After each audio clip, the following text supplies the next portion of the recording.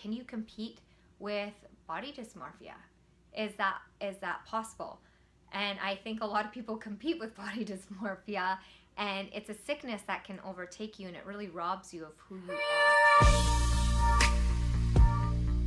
I try to change for you, but you stay the same. Hey guys, welcome back to my channel. I'm Hannah Dawson. If you don't know me, owner and creator of Fitness Ministry, where I inspire women just like you to love the skin you're in through faith, fitness, and food. And I do this by teaching you guys how to train with a purpose, eat with a purpose, and how to have faith through the process. And yeah, that is what this channel is about. I've taken a break, you guys, for a little bit. I really needed some time to think about what I wanted to deliver to you, what value that I could bring to help you love the skin you're in, because it goes on so many deep levels, you guys, that I've been through a lot, and you know what, I think in the past I've been really afraid to share some of my battles and some of my struggles, because I am a trainer, I am an online coach, I love helping women love who they are, and a part of me, you know, would hear that lie like, well, if they know that you went through this, then you're not going to add any value, and you know, but that was a lie. And so something else that I'm going to teach you guys, a lot of things that have really helped me overcome body dysmorphia, image distortion, eating disorders, addictions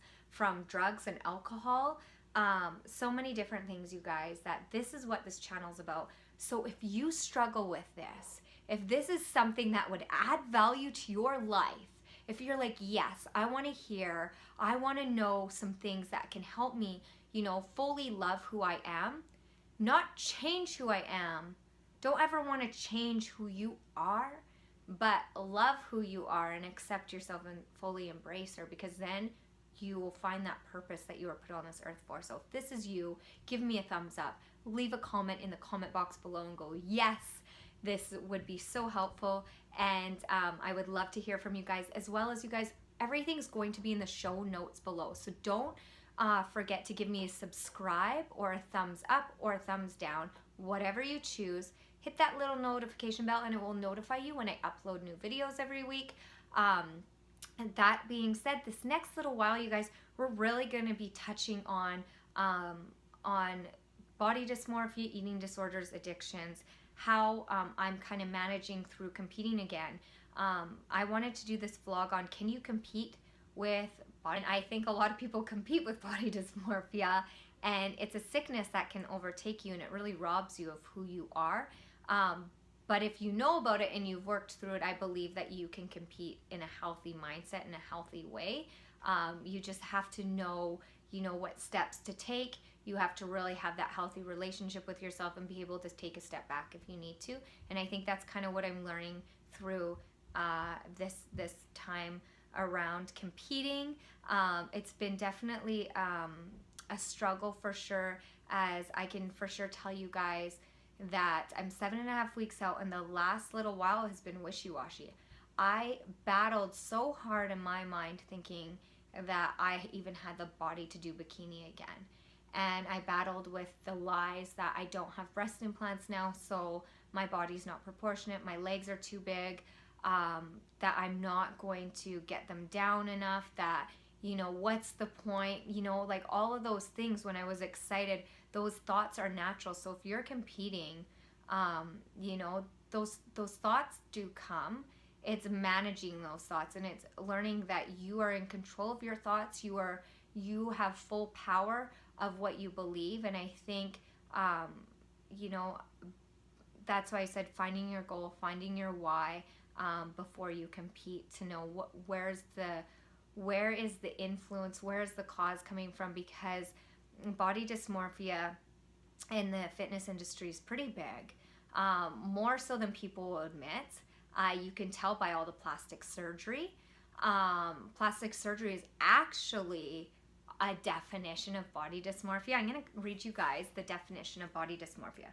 Body dysmorphic disorder, it's actually called, is a mental disorder in which you can't stop thinking about one or more perceived defects or flaws in your appearance, a flaw to others that is minor or not observable, but you may feel ashamed, anxious, that you even may avoid social situations. That's pretty extreme. Big signs is plastic surgery, which is totally, I don't think that anybody, you know, that has ever plans to have body dysmorphia, I don't think it's a plan that, you know, we go from, you know, being totally healthy and beautiful and then all of a sudden we look at someone that's anorexic and has like no meat on their bones and goes, that's what we want to look like. You know, I don't think that's ever in your mind, but our mind can become warped so we don't see ourselves how we are. We see this other image. And I think that using someone that is anorexic or someone that has tons of plastic surgery and you see a before photo of them and you're like, wow, they are so beautiful before, like what happened? Because that person with all of that there, that anorexic, when they look in the mirror, they don't see the sickness. Because the sickness is in them already. The dysmorphia is a disorder. It's a warping of your mind, of your image, of how you see yourself, and it can take you, and it's serious. You know, a bodybuilder can have it. Someone that is huge, muscular, they can get such anxiety when they step into the gym and think that they're losing their muscle. Like it consumes you. It's like it takes like a magnifying glass to an ant when you burn it, and that's what it does to like those areas, and it does something inside you that creates so much anxiety, you know, around it. And I think I really wanted to do this video, you guys, on body dysmorphia because it's something that I have struggled with in the past that led me down many dark paths that I will share in the future. We're going to be doing a series on this vlog series, so as I'm taking you guys through my prep, I want to be sharing as well with you. So that is the definition of body dysmorphia, and I was super surprised when I seen plastic surgery in there, but it makes sense.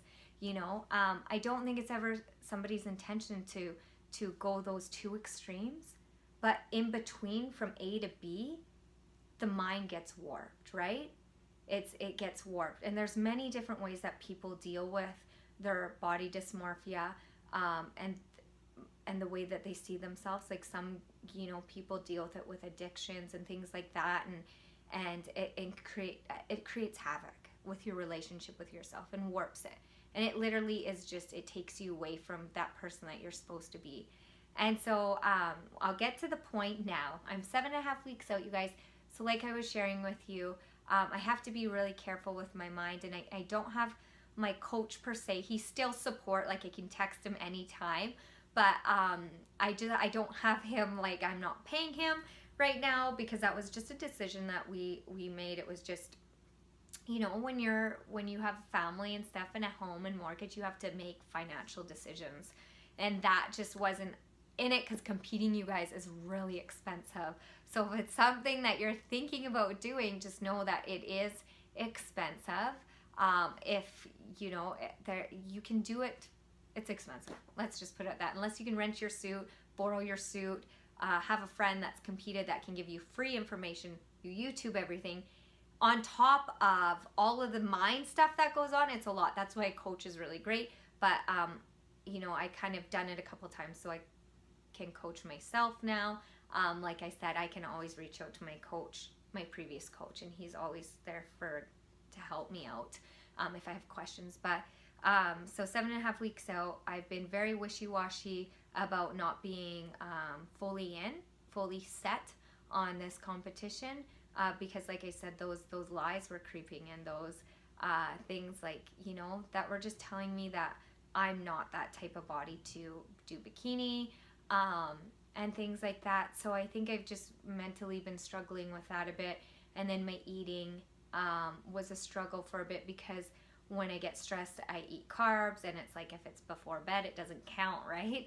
So I was really struggling with that. So I find I'd do good during the day, and then I'd eat a whole bunch at night, and then I would wake up feeling like crap and discouraged, and just, it was like a cycle. And I'm like, this is an unhealthy cycle that is happening. And so I really had to take a step back for a bit and really figure out, okay, like, why am I doing this? And really figure out, you know, the steps, like what is my why, what is going to benefit out of this. I want to compete because I love to train. I want to see how much I can change my body from my last competition. And so I had to refocus my mind, to get my mind off all the distractions. And then that kind of brought back my energy for training again. My training, you guys, looks like it's a 6-day split right now. So I'm doing 30 minutes of cardio every day, which I've added in the last like 3 weeks. So that has helped majorly. My eating, you guys, is pretty clean as far as like I carb cycle my food. It's been a little bit hard because I went to the naturopath last week. I had some blood work done, you guys, as well as food allergy testing, candida testing, because all my breasty friends that follow that are watching this video right now, because as you guys know, I get a lot of questions you guys ask about doing cleanses and things like that. Your body naturally cleanses itself, detoxes itself. You shouldn't have to worry too much. And this is what I want to share with you guys is, you know, like we want to do the extremes because we feel like, you know, we want to get rid of everything bad out of our body before ever really finding out what is going on. And so it can be just a waste of money. So I'm really glad because I started doing this candida diet, and then doing stuff for candida. And turns out from my blood work, I don't have overgrowth of candida in my body. So that was just a waste. Turns out, you guys, that I have 3 food groups that I'm highly sensitive to that were causing me bloating, fatigue. Bloating was the hugest. So eggs, egg whites, and egg yolks are off the charts for me. I can't eat them anymore. I was eating them all the time, you guys, because that was an easy protein for me. Whey, isolate, protein powder. So those 2 were off the charts, like just stay away from them. And then gluten, of course, wheat. And the biggest one was called Gladian or Gladian. I can't pronounce it, but it is in gluten. Most things with gluten has it, but it's in a lot of other things too, like whole grain rices, like anything that's like sprouted, it's in it. So even though they didn't have gluten in them, they had that. And so I was having issues with that, with reactions in my stomach, because my stomach would be quite swollen a lot. And I thought, you know, when I had breast implant illness, it made it even worse, but it went away a little bit and then it started to come back again. So since I've cut those things out and it's only been, you know, a few days, it's been amazing, you guys. Like my tummy's flattened right out. I feel a lot better, and things like that. So it wasn't candida. So those were with the foods, you guys. So my food now is I'm eating lots of lean proteins, lots of nuts and stuff for fat, lots of green leafy vegetables. My carbs, because I am carb cycling, I'll have things like squashes or yams, potatoes. I can eat those things. So those will be on my high carb days. But right now, you guys, I only have 2 high carb days a week. The rest are low carb right now, just because that's what I need to do to get this extra to really. I have 7 weeks, so to lean out. So I'm on a low carb plan right now with 2 high carb days a week. One of those being like a reset day. I can have kind of like a meal that I like or whatever, which were my 4 donuts last week from donut party. But I did that on the day that I went to see the naturopath because I knew I wouldn't be able to eat donuts anymore. I knew that in my mind that like I was kind of intolerant to those. So I went to town on them. And they're huge. I'll show you a picture. So yeah, I ate 4 of those. Felt good. And then I learned that I can't eat those anymore. But he also did more blood work on me, you guys, as far as like checking everything, you guys. Like he did everything from checking my, like if I was diabetes, at risk for diabetes, checking my white and red blood cell count to see if there's any signs of, you know, slow progressive cancer growth, because it's pretty high in both sides of my family. We went over liver, we went over hormones, we went over all of my hormones because my periods have been super irregular. They just come early every single month. So now, you guys, we did my iron, we did everything. And so that blood work went to my doctor first. And my doctor called me, you guys, just my medical doctor, and said, everything's fine, you're healthy as a horse. So I'm thinking, okay, well, that's great. But then when I went to my naturopath, he's like, whoa, whoa, whoa. We need to break this down. And he went over everything with me, you guys, in detail. So doctors just look and to see if you're in a range. If you are, you're fine, even if you're still having symptoms. So I was super lethargic, no sex drive, irritable, my periods were irregular, just feeling really fatigued all the time, anxious, fighting depression even though I'm on an antidepressant, all of those types of things. And so it turns out, you guys, that my estrogen, proestrogen, and testosterone were like bare.